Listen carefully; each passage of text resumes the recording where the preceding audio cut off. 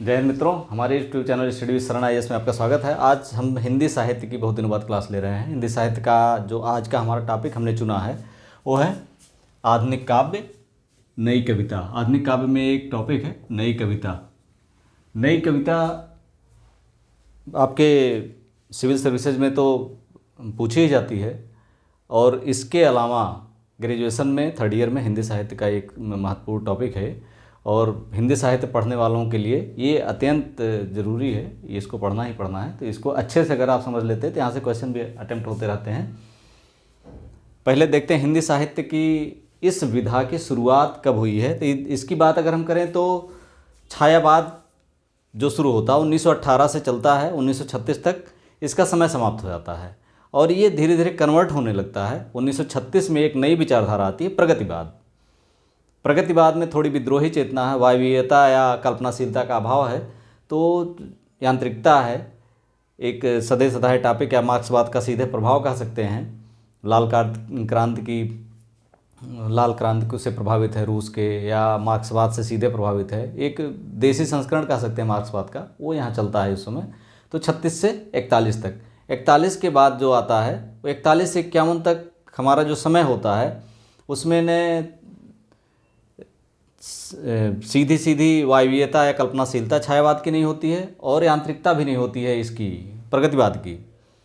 इन दोनों के सम्मिश्रण से कह सकते हैं एक नई धारा आती है, जिसमें आप यांत्रिकता भी थोड़ी पा सकते हैं, थोड़ी विद्रोही चेतना भी पा सकते हैं, और थोड़ा सा वायवीयता है, थोड़ी कल्पनाशीलता है, थोड़ा शिल्प है, थोड़ा छंद है, सब कुछ थोड़ा थोड़ा सा है। एक कह सकते हैं एक परफेक्ट मिक्सचर बनता है, और प्रयोगवाद के नाम से जाना जाता है। कभी नए स्टेबल होने के प्रयास करते हैं एक स्वतंत्रता के बाद, तो वो प्रयोगवाद होता है। 51 तक चलता है। लेकिन 1951 में दूसरा तार सप्तक प्रकाशित होता है, अज्ञेय प्रकाशित करते हैं दूसरा तार सप्तक, और इसमें इन्होंने इस समय की कविताओं को नई कविता कहा। इसी समय 1954 में एक पत्रिका प्रकाशित होती है जगदीश गुप्त की, नई कविता। इनकी एक कविता, ये बुक प्रकाशित होती है नई कविता के नाम से। तभी से मतलब इसको नई कविता जो नामकरण चला है ये चलने लगा। अभी हम आगे देखेंगे क्यों इसको नई कविता कहते हैं, ये इस आंदोलन को नई कविता क्यों कहा गया। पहले देख लेते हैं इसके कवि कौन कौन सी हैं, कौन कौन से कवि हैं। तो इसका प्रारंभ आप देख ले होंगे 1951 से, मान सकते हैं 1951 से शुरू हुआ। ये 1950 से 60 का दशक मान सकते हैं नई कविता का समय था।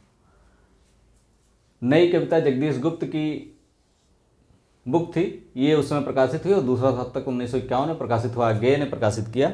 इसके बाद ही जो प्रयोगवाद था वो नए कलेवर में परिणित हो गया।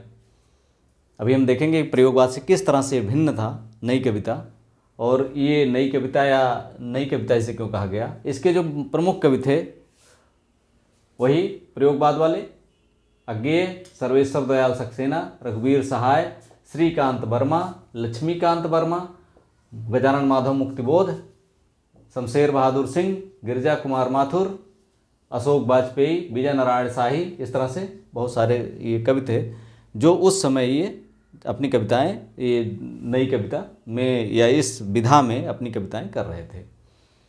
इनकी काल सीमा की बात करें तो काल सीमा के बारे में बहुत सारे विवाद हैं। जैसे इन्हीं नंद दुलारे वाजपेयी और बालकृष्ण राव की बात देख लिया जाए।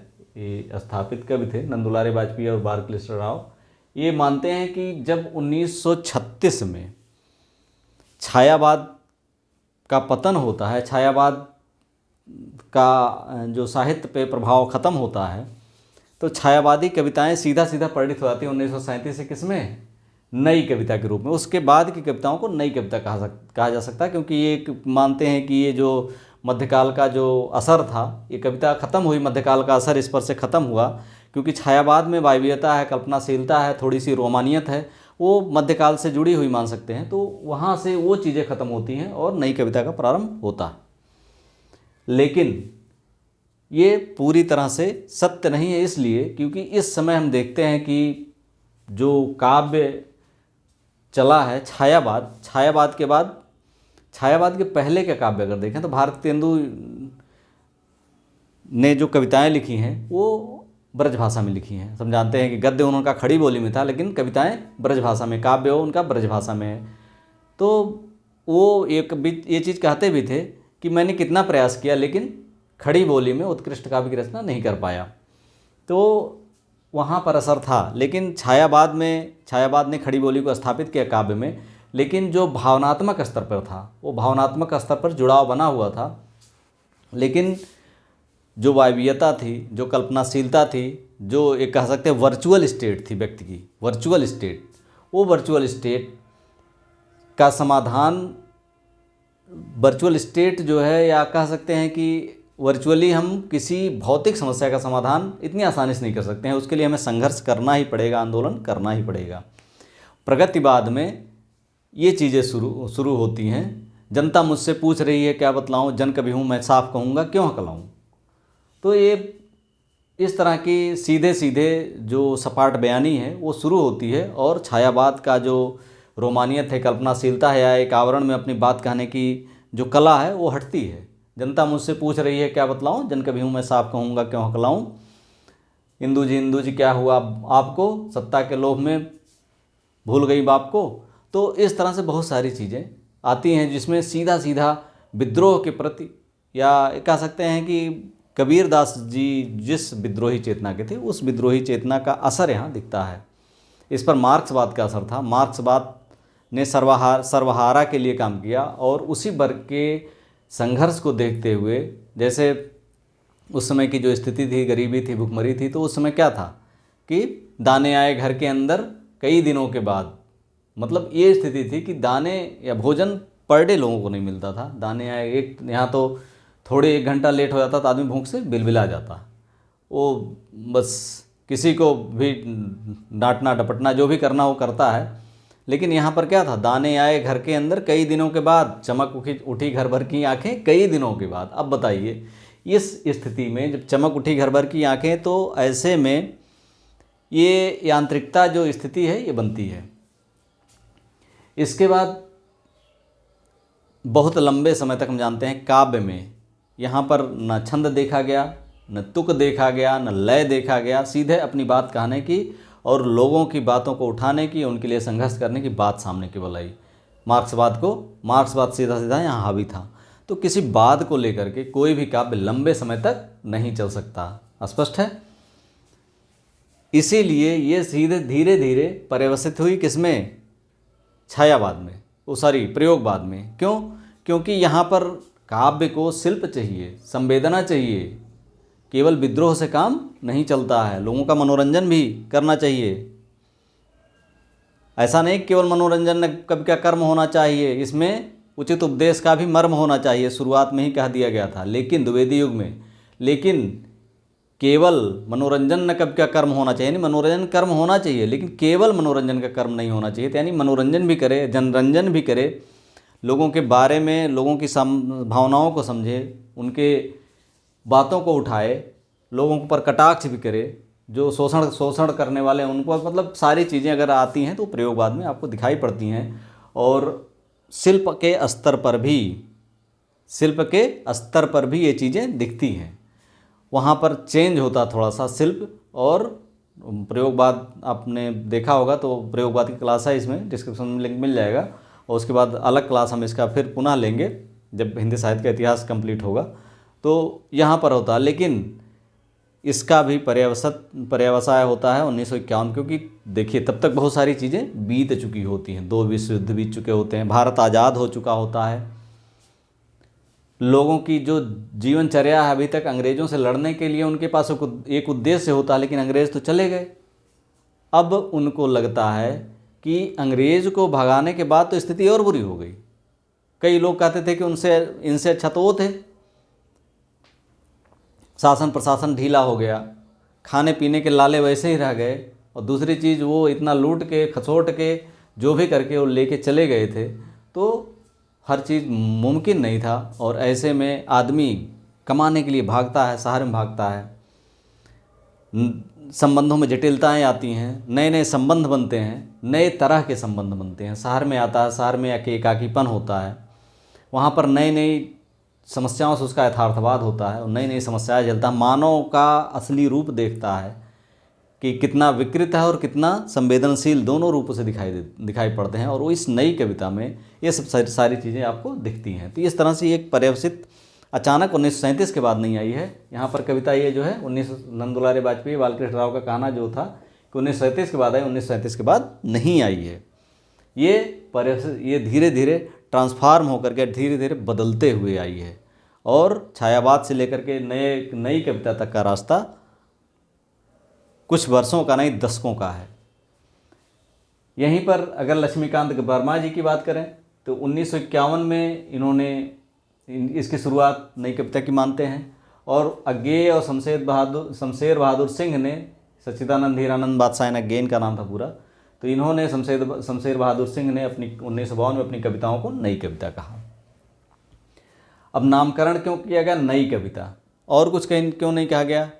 नई कविता क्यों कहा गया इसको नाम? जैसे छायावाद हो गया, प्रगतिवाद हो गया, प्रयोगवाद हो गया, इसको एक और कोई बात बना दिया जाता, कोई और बात नाम रख दिया जाता, तो उस बाद के बजाय इसका नाम नई कविता रखा गया कि अब कौन सा वाद रखा जाए। तो 1950 इसका देखते हैं, 1950 से 60 का जो दौर था, इस समय जो आए सब नए कलेवर में थे, जैसे नई कहानी, नया उपन्यास, नई समीक्षा, इस तरह से आए थे। तो काव्य में भी आई नई कविता। नई कविता की बात अगर की जाए, नई कविता हमने बताया कि किस तरह से नई कविता अन्य कविताओं से भिन्न थी।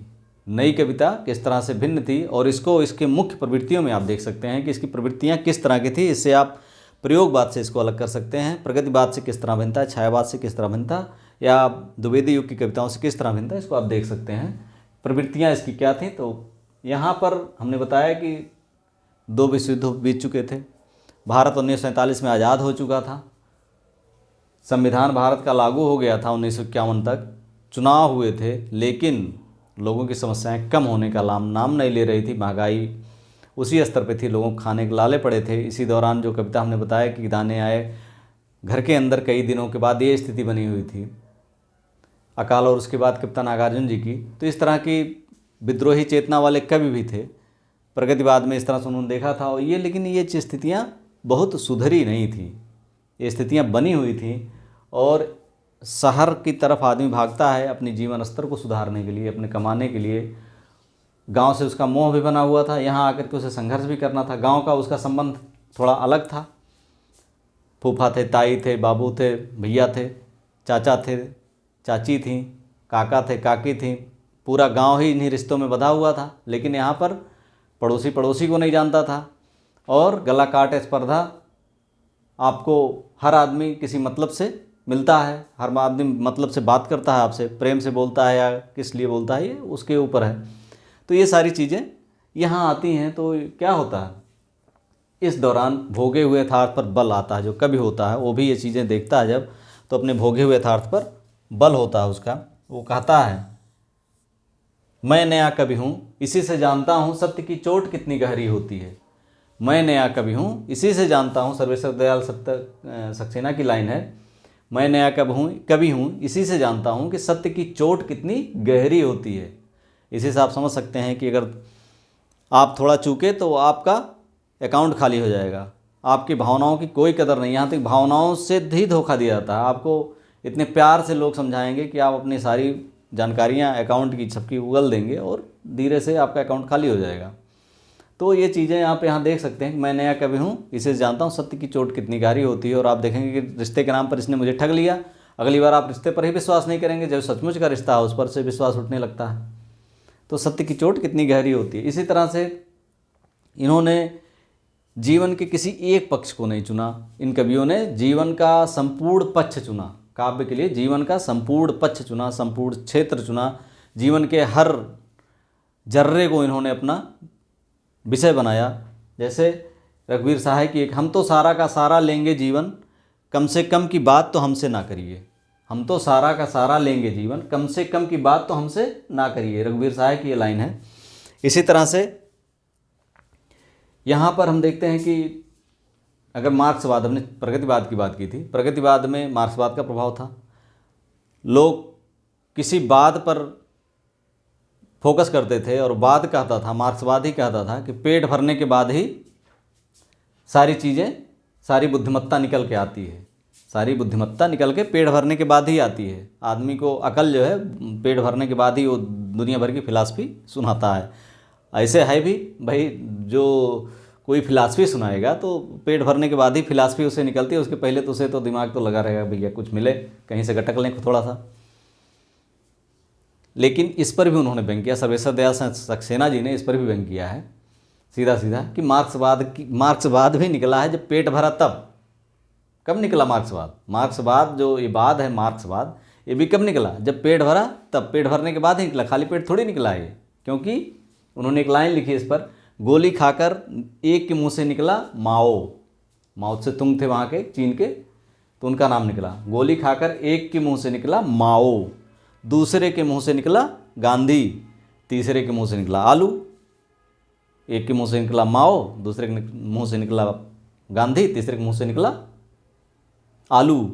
पोस्टमार्टम की रिपोर्ट आई, पहले 2 के पेट भरे थे, यानी माओ जो जिसके मुंह से निकला था गोली खाकर, और इसके जो ये था गांधी जिसके मुंह से निकला उसके तो पेट भरे हुए थे। तीसरा बेचारा आलू निकला, उसका ही पेट खाली था क्योंकि उसे तो बस उसी की भूख थी। तो इस पर कितना बड़ा व्यंग इन्होंने सर्वेश्वर दयाल सक्सेना जी ने किया है। इसके बाद बात आती है, अगले पॉइंट देखते हैं, लघुमानववाद की अवधारणा इसकी प्रवृत्तियों में एक प्रमुख है। ये लघुमानववाद क्या होता है? लघुमानव क्या है, यहाँ समझ लेते हैं कि दोनों विश्व युद्ध हुए। पहले छायावाद की बात करें या प्रगतिवाद की बात करें, प्रयोगवाद तक बात करते हैं, तो केंद्र में कौन था? मानव।